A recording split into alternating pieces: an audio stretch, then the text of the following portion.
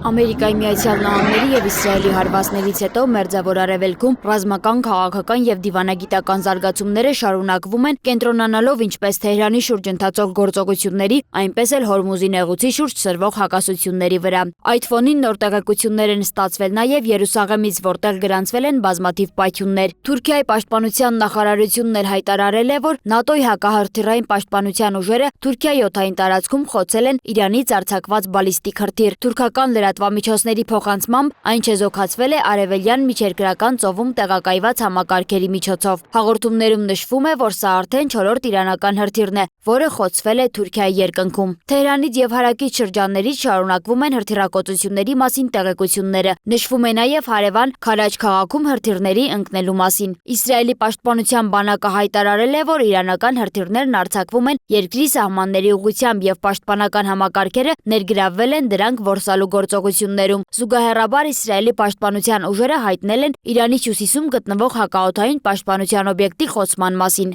Նոր լարվածություն է արձանագրվել նաև Երուսաղեմում։ Ֆրանս պրեսի փոխանցմամբ քաղաքում տեղի են ունեցել առնվազն 10 պայթյուններ։ Վնասների, նաև զոհերի կամ վիրավորների մասին պաշտոնական տվյալներ դեռ չեն հրապարակվել։ Իսրայելի պաշտպանության ուժերը հայտարարել են, որ հակաօդային պաշտպանության համակարգերը որսացել են Իրանից արձակված հրթիռները։ Իսրայելի վարչապետ Բենյամին Նեթանյահուն էլ հայտարարել է, որ Ամերիկայի Միացյալ Նահանգները և Իսրայելը Իրանի դեմ պատերազմի նպատակների իրականացման տեսանկյունից անցել են կեսից ավելի ճանապարհը։ Նրա խոսքով զգալի առաջընթաց է գրանցվել Իրանի հրթիռային կարողությունների թուլացման, արտադրական հնարավորությունների վնասման և միջուկային ծրագրերի հետ կապված թիրախների դեմ գործողություններում։ Նեթանյահուն նշել է, որ իրենց առանցքային նպատակը շարունակում է մնալ Թեհրանին միջուկային զենք ձեռք բերելուց զրկելը։ Միևնույն ժամանակ ամերիկյան պարբերականները գրել են, որ իրանական հրթիռները կարողացել են շրջանցել Իսրայելի հակահրթիռային ցանցի որոշ հատվածներ, ինչի հետևանքով վերջին օրերին հարվածներ են արձանագրվել նաև Թել Ավիվում, Դիմոնայում և Արադում։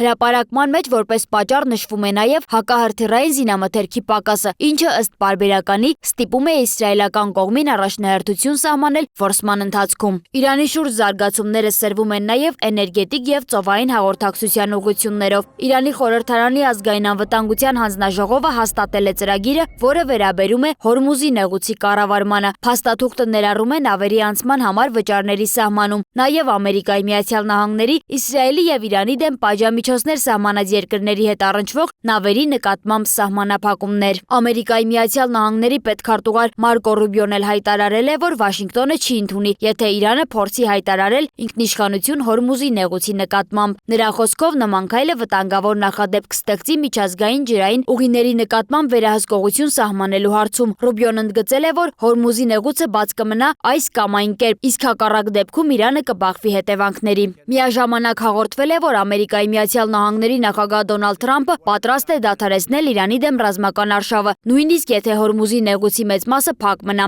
Ըստ ամերիկյան հրապարակումների, Սպիտակ տունը քննարկում է մի սցենար, որի դեպքում նեղուցի լիակատար վերաբացումը չի դառնա ռազմական գործողությունների դադարեցման պարտադիր նախապայման։ Դիվանագիտական ուղղությամբ ակտիվացել է նաև Պակիստանը, որը Թուրքիայի, Եգիպտոսի և Սաուդյան Արաբիայի հետ քննարկում է Հորմուզի նեղուցի վերաբացմանն ուղղված առաջարկները։ Քննարկվում է նաև հնարավոր կոնսորցիում ստեղծելու գաղափարը նավթի հոսքերը վերահսկելու համար։ Միևնույն ժամանակ տարածաշրջանային էներգետիկ ենթակառուցվածքների շուրջ մտահոգությունները շարունակում են աճել։ Արբանյակային պատկերները ցույց են տալիս, որ Աբու Դաբիից դեպի Ֆուջեյրա նավահանգիստ տանող Արաբական Միացյալ Էմիրությունների նավթատարը, որը շրջանցում է Հորմուզի նեղուցը, հարված է ստացել և այրվել է։ Այս մասին տեղեկացնում է Pars Today-ը։ Ավելի վաղ հաղորդվել էր նաև այդ ուղղությամբ ենթակառուցվածքներում հրդեհների մասին, ինչը մեծացնում է մտավախությունը, որ հարվածների թիրախ կարող են դառնալ նաև նեղուցը շրջանցող այլընտրանքային ուղիները։ Այս պայմաններում ռազմական և դիվանագիտական գործընթացները զարգանում են միաժամանակ, իսկ իրավիճակը տարածաշրջանում շարունակում է մնալ լարված։